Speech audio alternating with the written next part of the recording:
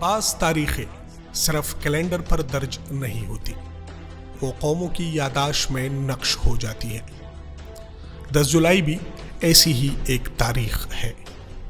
جب بھی یہ دن آتا ہے تو پشاور کے یکتوت کی وہ شام، بارود کی بو، چیخے، خون میں لتھڑی انتخابی مہم اور ہارون بلور کا مسکراتا چہرہ ایک ساتھ آنکھوں کے سامنے آ جاتا ہے، اور پھر وقت جیسے ایک اور زخم دے دیتا ہے۔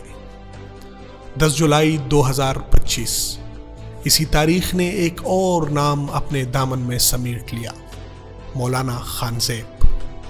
یوں محسوس ہوتا ہے جیسے 10 جولائی ہر سال عوامی نیشنل پارٹی کے دروازے پر دستک دیتا ہے، مگر سلام نہیں، سوگ لے کر آتا ہے۔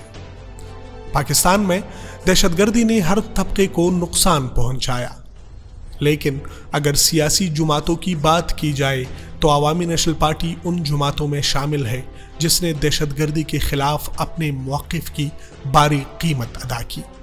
اس کے رہنما، منتخب نمائندے اور بے شمار کارکن اپنی جانوں سے گئے۔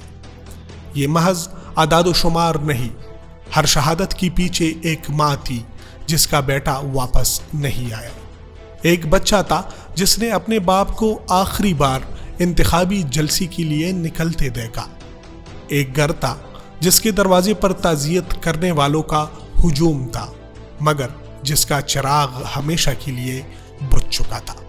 سوال یہ نہیں کہ ہارون بلور کیوں شہید ہوئے، سوال یہ بھی نہیں کہ مولانا خانزیب کیوں مارے گئے، اصل سوال یہ ہے کہ امن کی بات کرنے والوں کی قبریں آخر کب تک بنتی رہے گی۔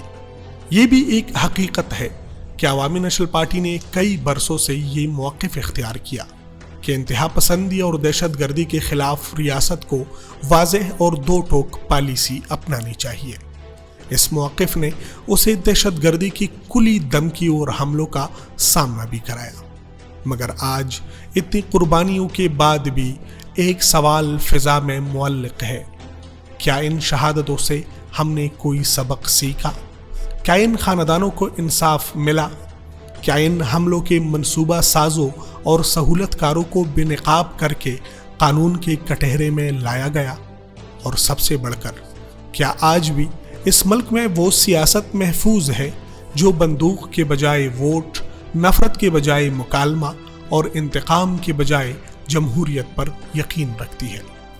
ریاست سے یہ سوال کرنا کسی محاذ آرائی کا نام نہیں، یہ ہر اس شہری کا حق ہے جو اپنے ملک میں امن اور قانون کی حکمرانی چاہتا ہے۔ جب سیاسی کارکن بار بار دہشت گردی کا نشانہ بنے تو ریاست سے مؤثر تحفظ، شفاف تحقیقات اور جواب دہی کی توقع ایک جائز مطالبہ ہے۔ 10 جولائی صرف عوامی نیشنل پارٹی کا غم نہیں، یہ اس پورے معاشرے کا امتحان ہے کہ کیا ہم ان لوگوں کی قربانیوں کو یاد رکھتے ہیں جنہوں نے اختلاف رائے کے باوجود جمہوری سیاست کا راستہ اختیار کیا، یا ہم ہر سال ایک نئی تعزیت کر کے آگے بڑھ جاتے ہیں۔ تاریخ یہ بھی بتاتی ہے کہ گولیاں جسموں کو خاموش کر سکتی ہے مگر نظریات کو نہیں۔ ہارون بلور چلے گئے، مولانا خانزیب بھی چلے گئے، ان کے ساتھی بھی چلے گئے، مگر یہ سوال آج بھی زندہ ہے کہ اس ملک میں امن کی قیمت آخر کب تک خون سے ادا کی جاتی رہے گی؟ شاید اس سوال کا جواب تلاش کرنا ہی 10 جولائی کو یاد رکھنے کی سب سے بڑی وجہ ہے۔